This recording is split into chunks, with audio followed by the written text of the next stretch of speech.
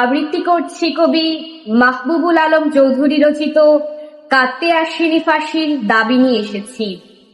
একটু ঊর্ধ্বমুখী কৃষ্ণচূড়ার তলায়, যেখানে আগুনের ফুলকির মতো এখানে ওখানে জ্বলছে অসংখ্য রক্তের ছাপ, সেখানে আমি কাঁদতে আসিনি।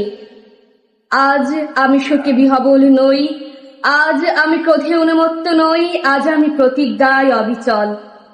যে শিশু আর কোনোদিন তার পিতার কোলে ঝাঁপিয়ে পড়ার সুযোগ পাবে না, যে গৃহবধূ আর কোনোদিন তার স্বামীর প্রতীক্ষায় আঁচলে প্রদীপ ঢেকে দোয়ারে আর দাঁড়িয়ে থাকবে না, যে জননী খোকা এসেছে বলে উদ্দাম আনন্দে সন্তানকে আর বুকে জড়িয়ে ধরতে পারবে না, যে তরুণ মাটির কোলে লুটিয়ে পড়ার আগে বারবার একটি প্রিয়তমার ছবি চোখে আনতে চেষ্টা করেছিল, সে অসংখ্য ভাই বোনেদের নামে আমার হাজার বৎসরের ঐতিহ্যে লালিত যে ভাষায় আমি মাকে সম্বোধনে অভ্যস্ত, সেই ভাষা ও স্বদেশের নামে এখানে এই বিশ্ববিদ্যালয় উন্মুক্ত প্রাঙ্গণে আমি তাদের ফাঁসির দাবি নিয়ে এসেছি, যারা আমার অসংখ্য ভাই বোনদের নির্বিচারে হত্যা করেছে।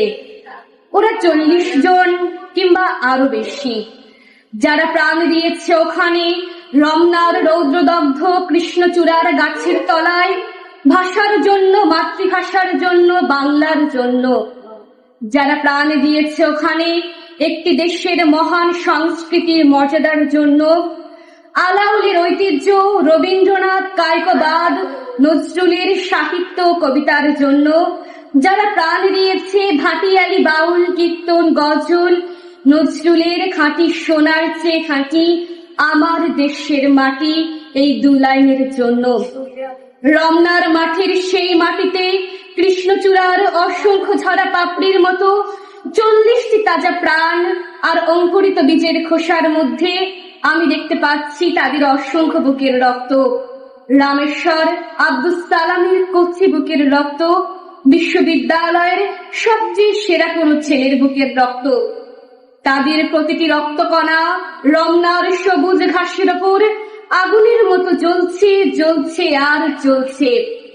এক একটি হীরের টুকরোর মতো বিশ্ববিদ্যালয়ের সেরা ছেলে 40টি রত্ন বেঁচে থাকলে যারা হতো পাকিস্তানের সবচেয়ে মূল্যবান সম্পদ, যাদের মধ্যে লিঙ্কন, রল্লা, আরাগ, আইনস্টাইন আশ্রয় পেয়েছিল, যাদের মধ্যে আশ্রয় পেয়েছিল শতাব্দীর সভ্যতার সবচেয়ে প্রগতিশীল কয়েকটি মতবাদ। সেই 40টি রত্ন যেখানে প্রাণ দিয়েছে